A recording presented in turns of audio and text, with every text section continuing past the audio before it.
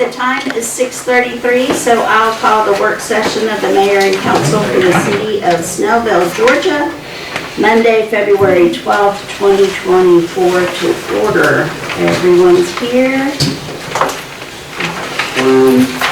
So first we'll go through the regular business meeting agenda. Got two proclamations, one for Go Red for Heart Health. I think you all had the Pelican maybe in your box. Oh, I haven't been to my box. I'll go get mine. Is she gonna be here? I'll go get it. Yes, usually she's here. It's Miss Kimberly Goodlow. She has come the last couple of years, and she's a big one too for heart health and women's heart health and lung cancer. I was looking at that thing on your shirt and I was trying to figure out what it was. It's a dress. It's a dress. Well, I figured that out eventually. It's a red dress. And then we'll have the proclamation celebrating Patricia Sims, who passed away recently.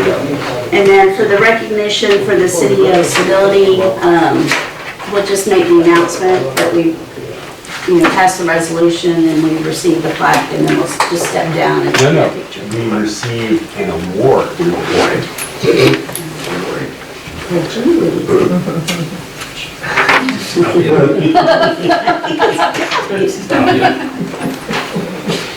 That's the Top award. It's fragile.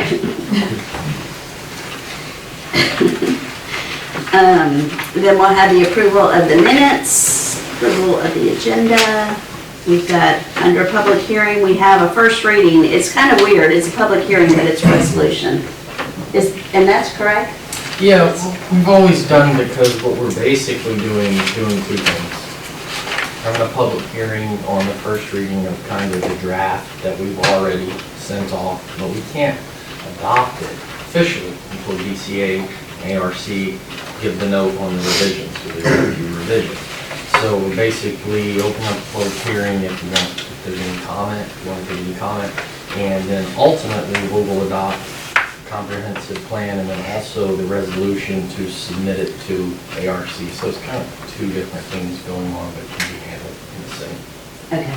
In the same. You can make do they need separate motions? Well, I mean, we only have one. We don't need to transmit the resolution tonight. We just need to open the public reading or waive it. You can waive it, but we always open it for the conference. I think you need to open it.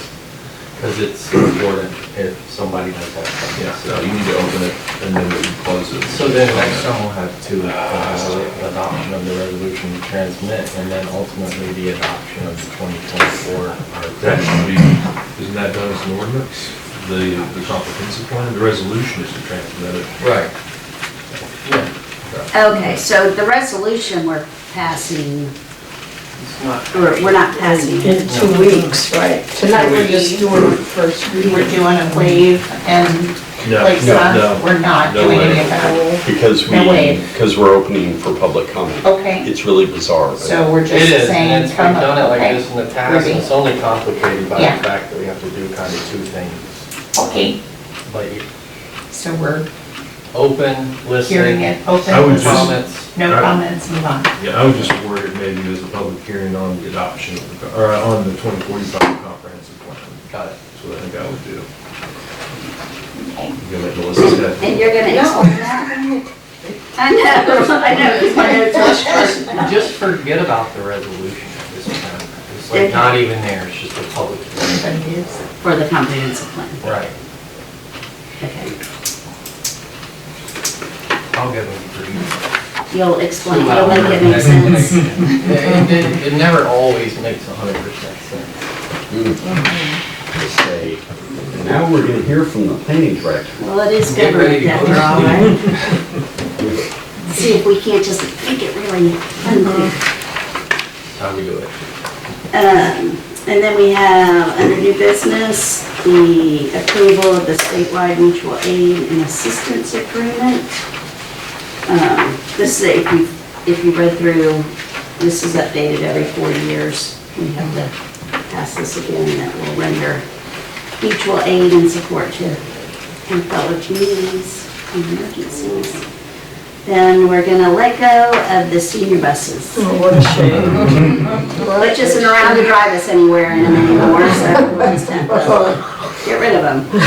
Motion sickness? Why couldn't y'all have done that 5 years ago? Well, they still had some good wear. What would we have gone on our field trips in? Anything else?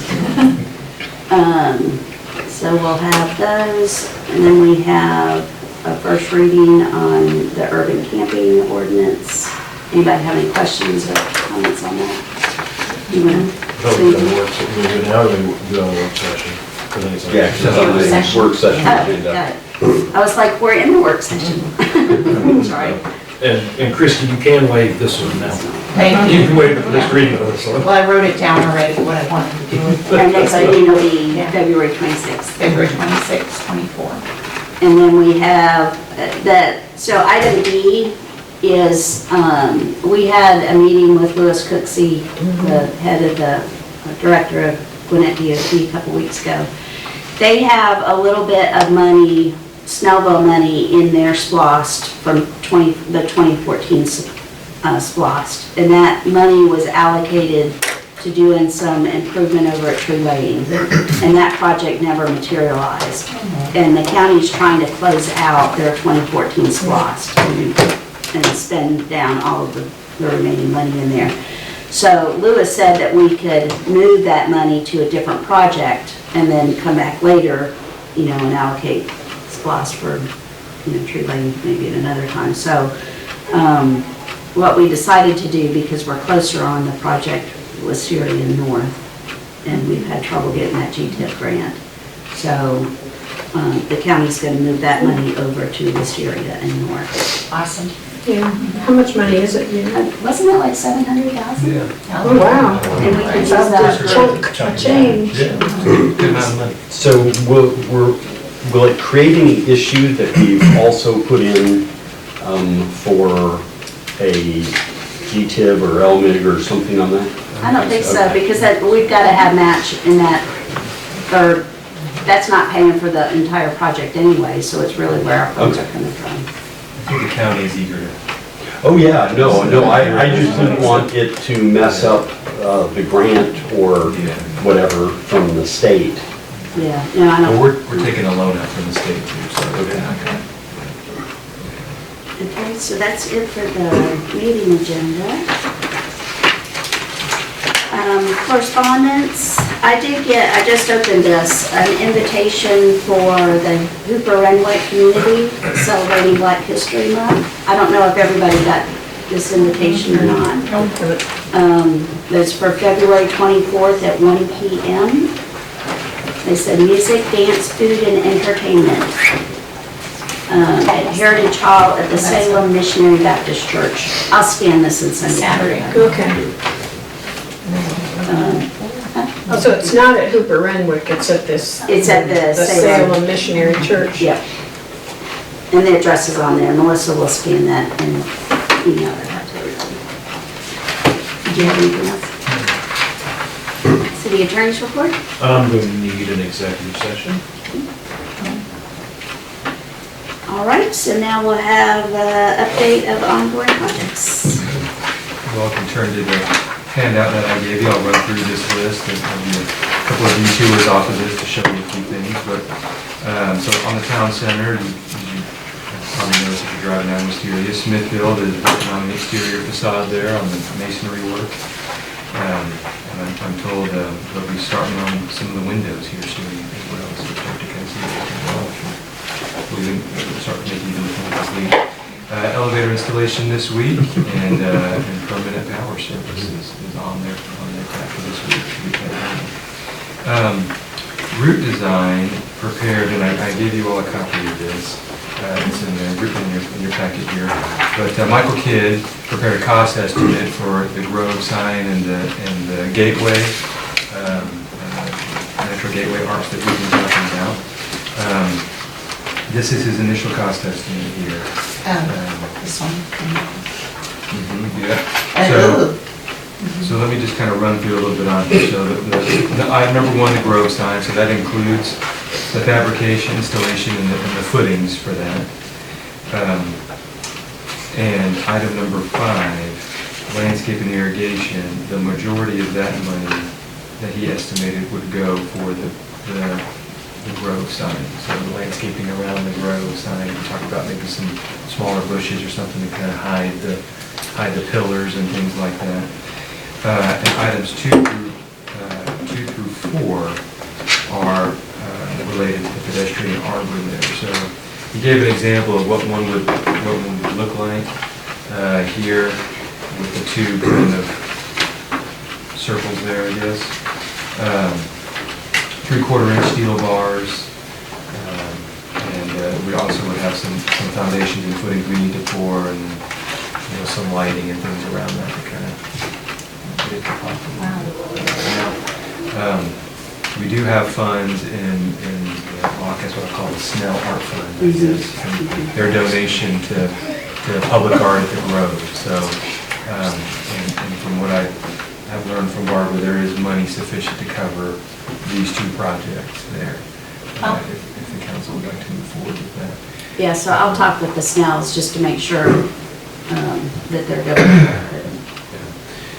probably come out of that fund. And Chuck, just a question for you while you're here. Given that those funds are private, would we have to go through a bid process? No. Using that money? No, So we can negotiate with whoever. It doesn't have anything to do with the city, it is a private venture, and they can, That'll give us a little more negotiating room if we know it's in place. If we're gonna use the funds, I would just say, get their input on the design. Oh, yeah. Yeah, we'll share it to them. I'll share it to them. I mean, they, when we first talked with them, they were like, we're good with whatever you want to do. And I said, no, we will run everything by you and make sure everything's good for what you want to do. Just wanted you all to kind of see the estimate, obviously you've seen the design, that's what Michael presented in the last meeting. And just so you kind of have a heads up on what he's thinking. So Chuck's team has worked really hard on the draft lease for our prospective tenants for the market, and that has been shared with them, and they're reviewing it. So the ball's kind of in their court. We'll see what comments they come back with and what input they have, and we'll continue to kind of have that conversation till we're all comfortable with the terms of the lease and move forward. So. And on that, I had emailed Matt and Larry Kaiser. I'd driven through Wisteria at night, the other night, Saturday night or Sunday night, and all the lights on the north side North side. are out. That you But said that's that there's something wrong with Been the the lights. case. Yeah, so we Couldn't received, put Christmas stuff up. yeah, so over a there. couple of the lights are out, and we just Yeah. got them today. And Oh, replacement poles, replacement lights today, so hopefully this week or next, I'm sure we'll get them installed, and that should, So they couldn't turn them on because of those 2 that were out? yeah, Is that what it did? that's part of the Okay. problem. Yeah. As far as the sidewalk goes, so Todd would know this better than most, but the Pinehurst sidewalk project is moving. It is moving quick. Yeah, The water was moving real quick today, Sure. too. That's put a pause on some things, but they're focusing now on curb and gutter, and they've gotten some sidewalk in, and gotten some driveways forward, so they're doing well. Yeah, it seems like they started in the spot that was gonna be the worst, the hardest. Or Are getting. you saying my front yard is the worst? No, but not the front No, yard, but yeah, that, the elevation. being down at that end, yeah. And one of the reasons why they started there is the next thing here. So Walton EMC had changed out some of the poles there on Yes. Pinehurst, and AT&T and Comcast have yet to co-locate on the new poles, so you see double poles there. And we have been asking them for a very long time. We're talking a year to get. Yeah, because that work was done last spring. Yeah, co-locate on there so that these guys can pull them up and these guys can, finish up on that side. So we're. I would say just let them know that they have 2 weeks because we're gonna cut We're the taking the poles poles down. down. I'm sure no one will complain if their telephone and internet go out, including me. And as far as Springdale goes, so backbone is nearly complete there. They're laying some sod, some mailboxes. There's a catch basin to put. There's a handrail on Springdale that they'll have to put when we replace the pipe under the ground. There's a section there that has a sidewalk that you put a handrail there that will be falling into the creek. So That would be good to prevent. something to do. So the next item, the city cleanup beautification sanitation program. So staff had a call last week with our service providers for sanitation on kind of ramping up our recycling program. And you'll see there's a memo that I wrote you all to kind of summarize what that discussion was, to make sure we're all on the same page here. So here's some of the topics that we talked about. So enrollment day. So beginning on March 1st, we wouldn't take any new enrollees for just those 2 months. They could let us know they want to be in service, they want to take it on, but we wouldn't start them until May 1st. It's really just an administrative burden to have someone come on for 2 months and then they have to re-enroll again, and it just makes sense to kind of let them roll in on May 1. Advertising. So trying to get the word out on the program's enrollment period, opening back up. We talked about several different methods to get the word out. One is sending a letter to the 2,000 or odd so current participants to say, hey, here's how you re-enroll if you're interested. We're working on the online bill pay piece there, and hopefully we'll have that up and running where folks could pay online, or they could send us a check, or they could deliver the check if they want to, or whatever options are available to them. They'll be notified about that in the letter. We would also contact the HOA presidents that Public Works has a good relationship with, to let them know, please disseminate that out to your folks. We would post announcements on the city's Facebook page, and on the website we've got that feature where that box will pop up and you have to kind of say, I don't want to see this box anymore, and it contain information about the program there. And then given the success that we had with the temporary yard signs for the holiday schedule, we think that would be a good idea to do another 2 or 3 week of that. Can we keep them out of the major thoroughfare right-of-ways? I think we can, tell Rick wherever we want to put them. Because interior neighborhoods is probably good. Just caught a lot of grief for the ones that were out on 78 and 124. Yeah, he's working on some language for those signs that we can approve. And just in and out of the subdivision. Right. Truthfully, just in or out, because if it's going to be up for 2 weeks, they're going to see it. Tell them to keep the wording as brief. Yes. Because those holiday signs were Quite a bit just of about impossible to read if you were driving by. Well, right, but that's one of the reasons to put them at the access At points. the neighborhoods. intersections, maybe where you're stopped for a stop sign or The stops work really well. So when we follow up with Rick, when he gets us some language, we'll have that conversation one day. We'll go over kind of some locations that we think would be good, so you don't get a bunch of calls and these all over the city.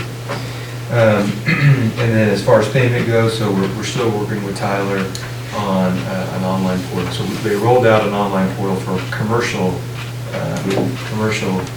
customers 6 to 8 months ago probably, and that has gone well. We're trying to take that same approach and adapt it to our residential piece. One of the challenges that you have with that is that we are, as far as utility billing goes, we don't follow a typical utility billing pattern. In fact, we don't have a utility billing pattern for residents. So getting that worked out has proven to be a little bit of a challenge, but we've made some headway on it. We're hoping to have that, and we'll keep you posted on that as well. And we think that will reduce a lot of the administrative work on Public Works of having to answer the phone calls and do all of that. Folks can just go online and pay and get their information and pass that on to Rick to know. Well, no, one of the issues, and correct me if I'm wrong, that we were having was we don't have account numbers. So applying account numbers was messing Tyler up, which is why we couldn't have it a year ago. Can't we just use the tax parcel number? as the account number? Well, we have account numbers now. Okay. Yeah. Too late. Yeah, we have those now. Great idea, that's Good idea. But as far as the tax parcel ID numbers, I don't know if that's possible. They're not, between the town. They aren't linked, yeah. And I've had a lot of this utility billing and everything else we do. Utility billing is its own little beast, and it's kind of a self-contained feature, and they don't mix very well with our property tax module and the kind of things that we use on top. One last thing I'll bring up that Rick Jarvis brought up, I guess that you want to throw out as a suggestion to us is something he called a reinstatement fee. So I guess issues that he's seen in other cities is, you kind of announce the enrollment period. You give folks, 60 to 90 days to tell us that you want it, and they forget, or something happens and they don't. And so Rick pulls their cart back up, and then all of a sudden they decide, oh, no, I want it. And he's got to make a special trip back out there to just drop that cart back off for those people. And so, that's a cost on him to go back out a few days later to deliver that one can because, How much is he talking about, do you know? about $25. $25, we call it a reinstatement fee. I don't have a problem with that if we are mailing all of our current customers and reminding them. Sure. And that mailing goes out at such time that they can actually go online that day and do And it. probably tell them in the mailing that there will be a reinstatement fee if they, And I think the other thing I would add, I would add a time frame on it. I mean, I think if someone decides to, doesn't decide and then comes back in the summer and wants to do it, I don't want to charge them $25 in August, after 3 months or 4 months after the program is that Just year. because they have done it before. Because they've done it before, Seems I more think. penalty. I think at 30 days, if you change your mind in 30 days, after we pick up your card, that's really when you're incurring a cost, I think. And if you have to go back 3 or 4 months later, I would say that, I don't know if that's much of a... That's a good point. But I'll let him know that that's something that we're willing to do, to kind of help facilitate that for him as far as unnecessary trips to have to redeliver carts to folks. Any questions about any of it? And we'll keep you all posted on kind of how we're doing on online bill pay and things. That piece. Okay. Just kind of hopping back to the project report here. As we talked about earlier, Jason mentioned we're kind of awaiting DCA and ARC final approval on the comp plan. And once we get that, then we'll be able to officially accept it and send it on to DCA and maybe later this month or next month. Package sales. Why don't let me jump there on Go that. ahead. So, as far as everyone knows, the plaintiff in that case had voluntarily dismissed their lawsuit. They refiled the next day. We filed our answer and we filed another motion to dismiss based on, we don't believe they're allowed to refile it. So as soon as we get that resolved, we're ready to go forward with the lottery as soon as that is cleared up legally. So it's strictly delayed till, well, we have to, but then we're ready to go right back into the lottery. Thanks, Chuck. Briscoe Park, so we're in the punch list phase for the maintenance building. And we are developing the RFP for the removal of the old buildings there. Our esteemed city attorney said that I need to do that, so we're going to do that. We're going to develop an RFP and get it removed. And then working with the county on the old library transfer. They've gotten most of the furniture out. There's still odds and ends that they're getting out of there. Oh, They did. A few things that the park would like to keep, tables, wood tables and things that they're going to allow us Just to like keep. that one. Yeah, What are they gonna allow? Yeah, let us to kind of have those. Study carols. And once they get those out, then we'll I've asked them to kind of vacuum it at least, clean it up for us a little bit, and before they pass it off to us. And had a meeting with a man, an inspector later this week, a man named Michael Nyer, to give us a price to kind of do an inspection once over on the building. He comes highly recommended from Larry Kaiser. It's reasonably priced. He'll look at everything there, all the mechanical things, the roof, caulking, all of that, just give us an idea of kind of where we stand, on that. Got a few leads on some folks that do carpeting and some other things that we can kind of look at it.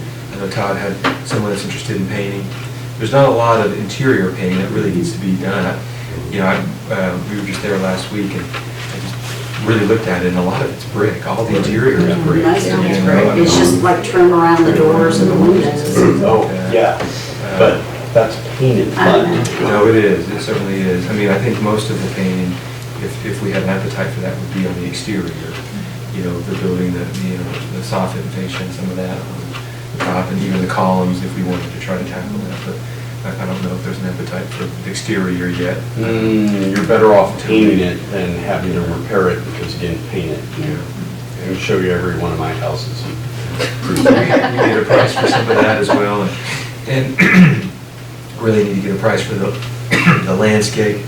The bushes there are so big and they're up against the glass and things, and I don't know how long they've been there, but that kind of moisture up against the glass and things is probably not good for the wood frame and things around there. So you kind of get that removed and stuff. There's quite a bit to kind of do down there to kind of freshen it up, but we're starting that process now. GMC will attend our first meeting in March to provide an update to all of you on schematic design of the new rec center and get your input on that. So that should be a good meeting. They're excited to kind of come and show you what we've been working on there. North and Wisteria, I had some good meetings with some folks. We're making some good progress on the right-of-way acquisition. One of the ones that we've really been focusing on is the Wisteria and Old Manston building. There's quite a bit of right-of-way that we need there.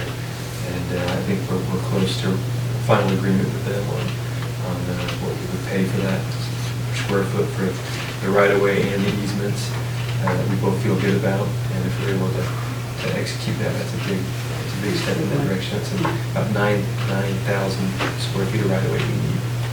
If you recall, that's where we're going to add the dedicated right turn on Wisteria on north going north, right there. So it wraps around that side of the building there.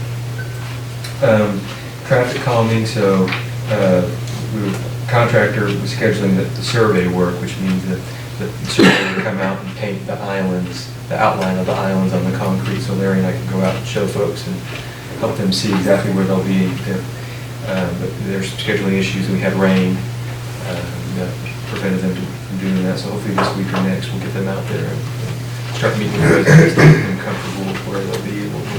I already had a few conversations with a few residents already about it. I'm happy to know the letters that I send people read. That is good to know, because I have gotten a lot of calls. That's one plus, that people are reading them.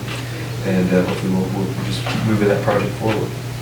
As far as the town green is concerned, so we got a proposal here for about $4,000 from Michael Kidd to kind of manage do the bidding process for us and scope of work and kind of manage that piece over there, the installation of the grass pave here in the town green. So we'll move forward with that. I mean, I think from what I kind of heard from the group, our goal is to try to get something in before May, before things really kind of kick up. But before we do that, I've known him for a long time, or actually Greg knows him a whole lot better. Sam Crow is a turf maintenance person. He does golf courses. And he happened to just call out of the blue and ask. He was doing Summit Chase for quite a few years, and then when they closed, he's consulting out at Monroe, so he's just kind of doing a turf consulting business. And so I talked with them about the problems we're having on the green and the traffic and everything, and Sam knows everything about growing grass that you could possibly want, and he also knows everything about the maintenance side of things. So I was gonna get him, of course, today, everything was underwater, so. I'm gonna get him to come out and meet with us over at on the green and just kind of talk about the issues there and see if some of the things that we're talking about to put over there, if it's really viable and long-term maintenance on that. Matt and I we hopped in the car the other day and we drove, we were over at Tree Lane, so we pulled into 12 Stone and looked at where they put that down. It looks as bad as the green. Mhm. There are places where it almost looks like a mesh that they put down is what it looks, but it's bare dirt. That's all you see. And that mesh, that's what you're driving on. It looks like they have some kind of plastic mat down. And there's several areas that are just all worn out that look like that. So, but, I know there's a lot of different types of those systems. But you could go look and see what that one looks like. And that's used, I think, mostly on Sunday mornings. So one day a week. It's older than that. It's got to be older than that. No, Huh? close to 5. Yeah. Right when 12 Stone came in, they leveraged us to let them do that, said it's the county's property. Yeah. And so that's kind of what happened. Yeah. That's exactly what. So, if you drove right by there and look at it, you can see, because that was supposed to be like. One day like traffic option. too. One day, that's one day, that's One just day. on Sunday, yeah. Hey, Matt, before I forget to say this in the future, before anything's done on the green, could you be sure and let us know, because we have our farmer's market booth spaces all, marked off, and we have the corners and the centers spray painted, and we just don't want to have to go back and What I want remeasure. to do is survey and, locate them accurately in an as-built drawing, so we can go out and recreate them as easily as Get it possible. rolling. Get it rolling. So we'll There's have still a some time. conversation, yeah, we'll have a I conversation. just wanted with to, Stan, I knew that was something we needed to be sure we had a chance to do before anything's done. Absolutely. Thanks. That's all I have. Just one thing on the sidewalk improvements with moving of the poles. Who did you say the service providers were that were having problems with? AT&T? AT&T and Comcast. Okay.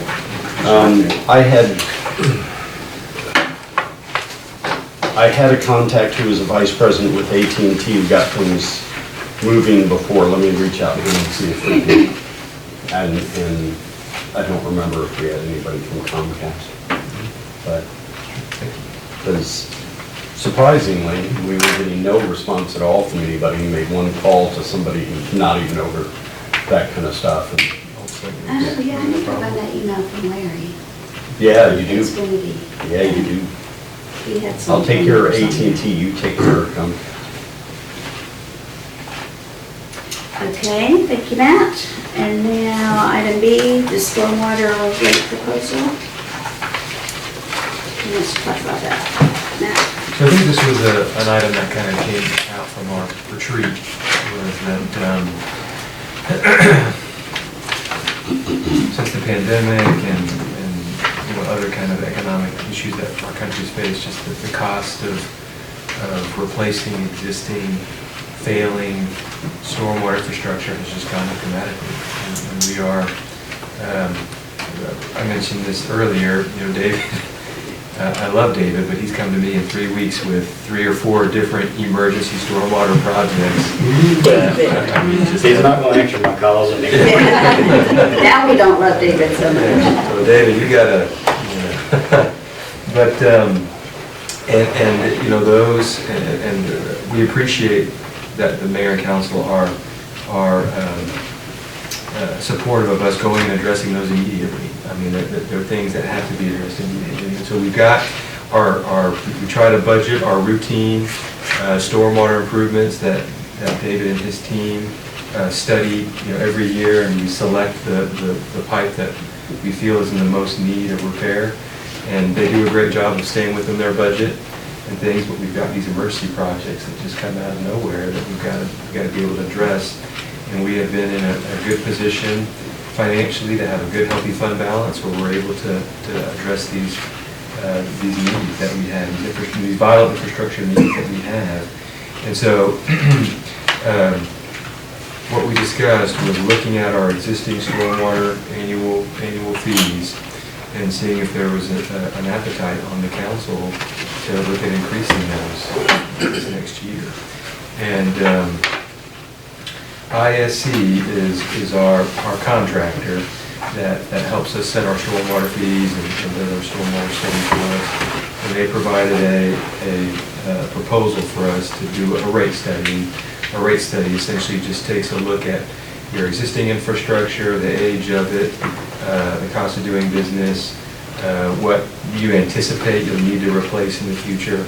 It kind of runs all of that through different analysis to give you a number, give you an idea of what you need to do, how much you need to increase your rate to be able to keep up with what you have to repair and replace and put in your system. And raising the stormwater rate, we had the same rate that we had when we first instituted the stormwater utility. That was like 10 or 12 years ago, I think. And the past 4 or 5 years, Butch has been after me to, we need to increase this, we need to increase this. And I've been pushing back on that, and especially the last couple of years with the economy the way it was and COVID, everybody's struggling so much. The last thing you want to do is add any kind of burden to anybody. So, but I think we're kind of getting to that point where we're not able to handle enough projects in a year with the regular, with the funds that are coming in, with the cost. I mean, concrete pipe has gone from, numbers I heard was it was like $210 a foot on the pipe to $500. And that's all we're putting in the ground. So, unfortunately, I think this is something we really need to do. The last 2 years, we've had $420,000 to $450,000 shortfall, which has been made up out of the general fund. So, I think we could justify it more with a study like this, With a- if we decide that's what we want to do. yeah, the only problem is the study costs. Costs money too. How much does it cost? 40,000. Yeah, about 39,550. 40,000, and they could have it done by May 31st, so we have it by the budget. It'd be tight, but we have it by budget adoption, so if we need to. The issue with that is David and Matt need to know what figures to use to project for next year. Next year. So I would still say, looking at the figures, we need at least a 50% increase on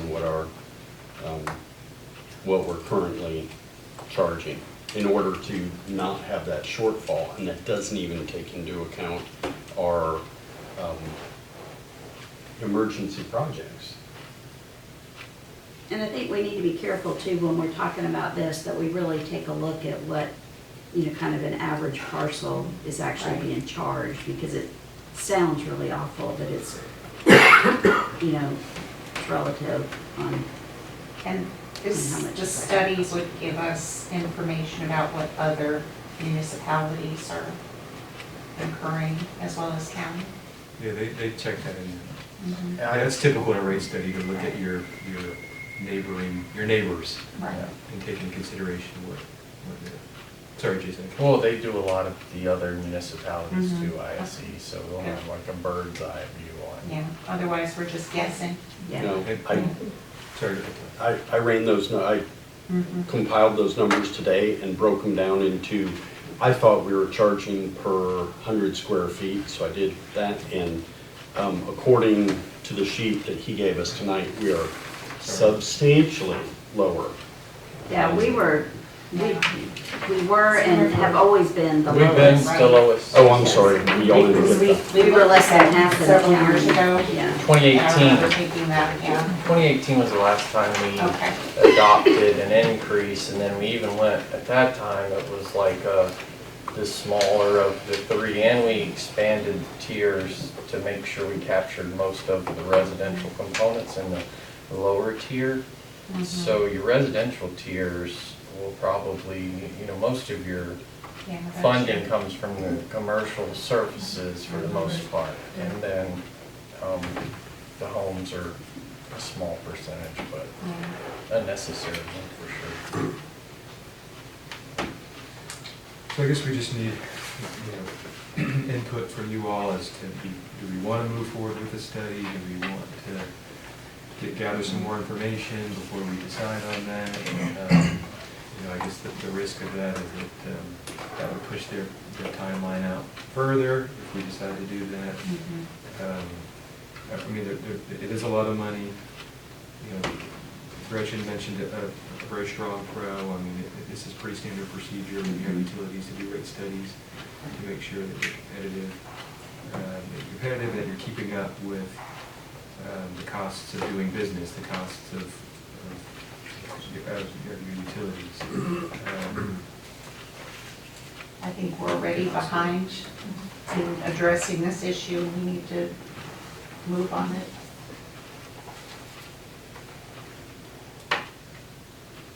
What do you say, old masked man? Everybody talking. Second. And I think as far as the budget goes, I mean, we could get updates along the way as to where they're thinking, I think, to kind of inform our budget. But I do appreciate you thinking in that way, that we would have it clear, clear in the budget as to what we expect to collect and spend. You started to speak up. I know you do the GIS and you used to do all the impervious. We still do that. I don't do it anymore. Well, But they did just do a new, as part of our project last year, they did do like a new baseline too.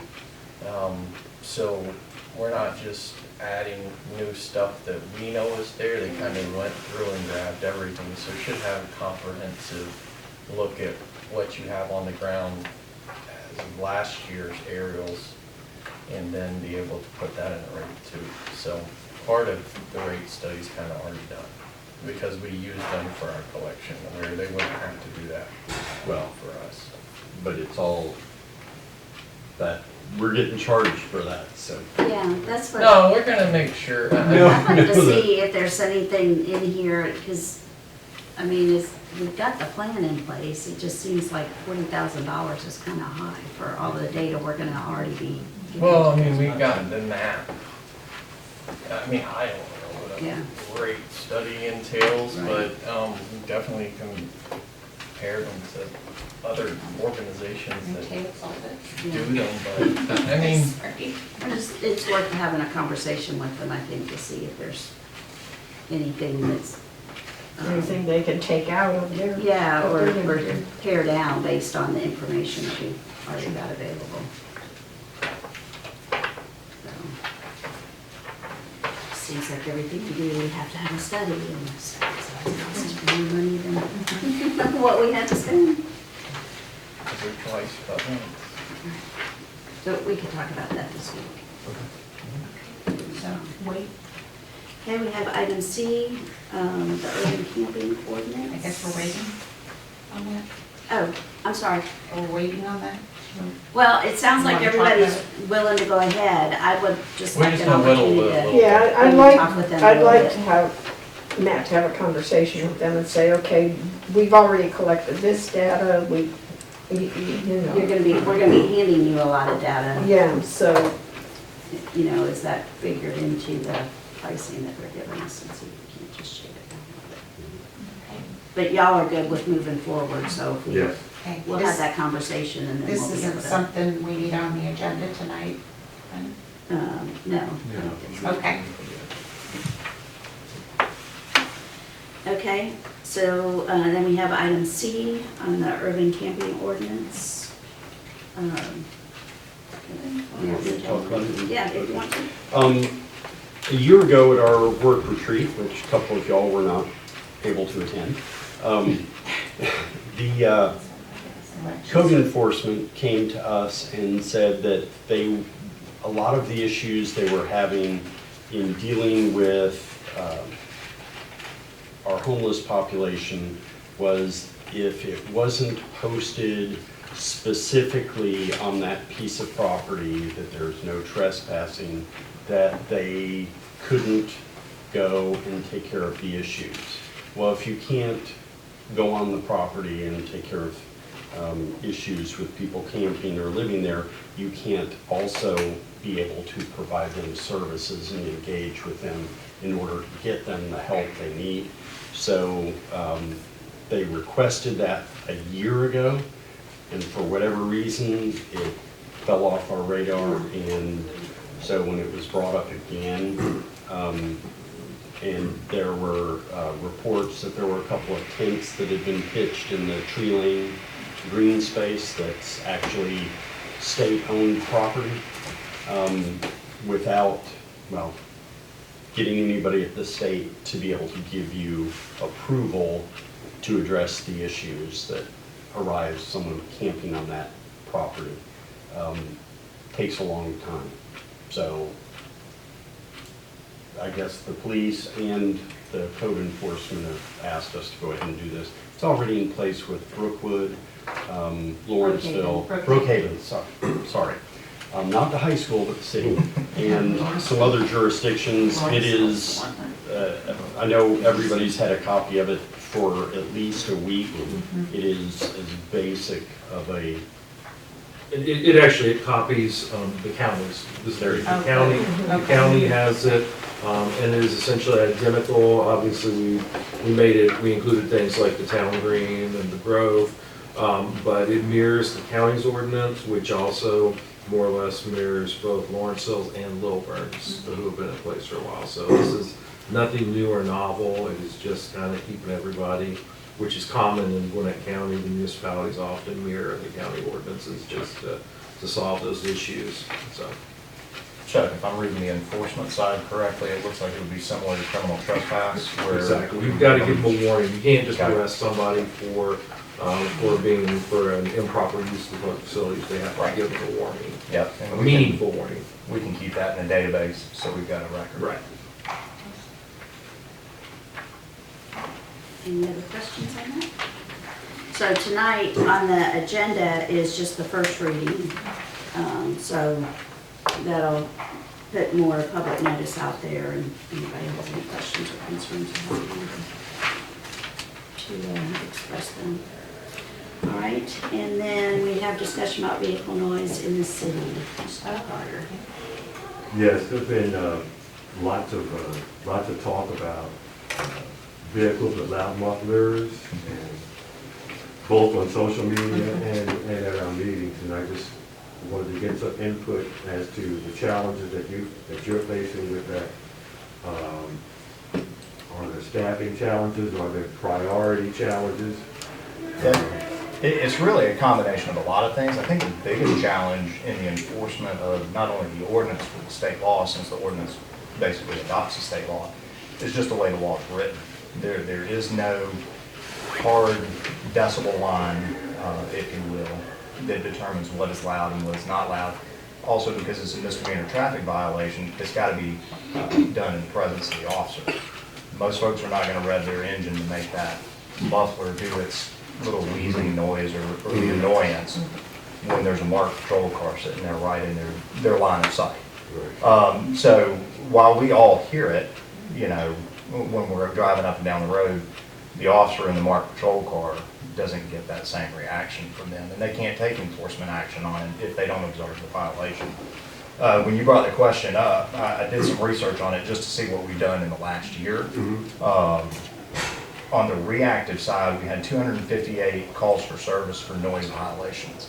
That could be anything from a barking dog, loud party, loud stereo, loud cars. Out of those 258 calls for service for noise ordinance violations, only 2 of those were related to either a loud muffler or loud engine. One of those was in the Hawthorne Glen subdivision, where a car was going up and down in the neighborhood with a loud muffler. yeah. That car was going on arrival. The officer got there. My neighborhood. Turn your car down. That's right. So the officer responded to that, they couldn't find him. The other one was over here at Tommy's Car Wash. We got a call of, there were a few cars, sports cars that were meeting there, and of course, people who have sports cars are gonna rev their engines and show how muscular their cars are.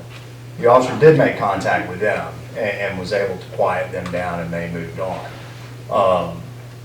On the proactive side, in that same time period over the last year, our officers had 5 contacts on traffic stops for loud mufflers. And of those, we issued 1 written warning and 4 uniform citations, which were court appearances.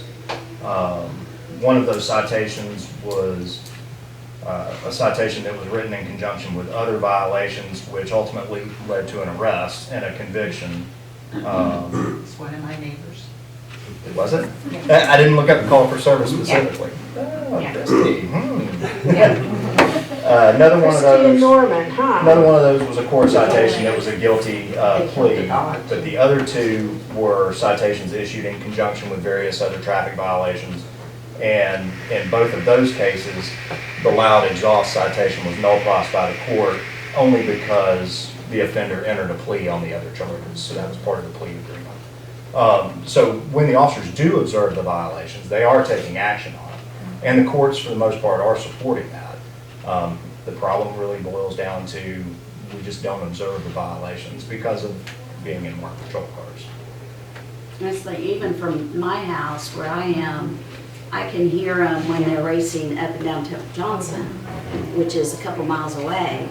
But to call that in, I mean, it's like, you hear the noise, Right, but it's gone. it's By gone. the time you Yeah, get before you can even pick up the phone, they're gone. Yeah, so it's like, I live over in the Archer High School district, right near the high school, and I can hear them Oh, my on gosh. New Hope Road Yeah. all night long, and it's annoying. I mean, I can't stand it personally, but the David, enforcement have you side is heard tougher. I read in the newspaper a while ago about a community, I don't think it was in Georgia. New York and Minnesota. Yeah, they have these decibel readers Mhm.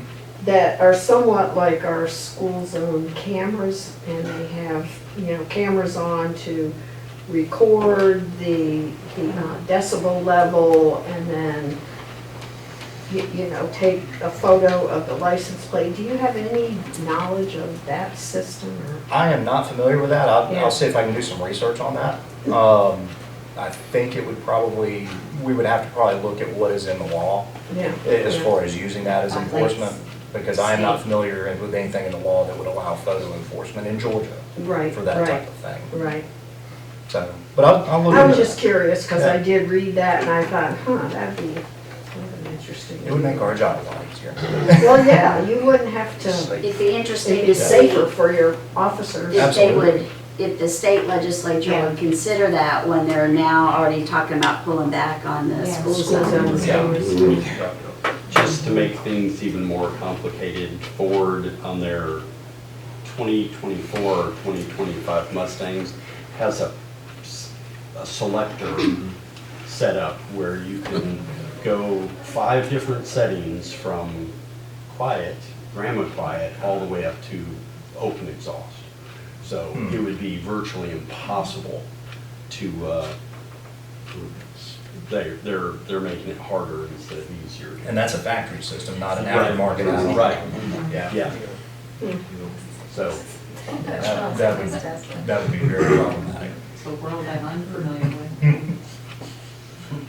So You hopefully that gives you a little context. It did. I don't know if that answered all your questions, and certainly I'm open to further discussion on It it. makes sense. Thank you. Really appreciate it. Absolutely. Thank you, David. Sure. Yeah. Okay, that brings us to the end of our work session. We're at 7:27, so we have to Gotta hustle.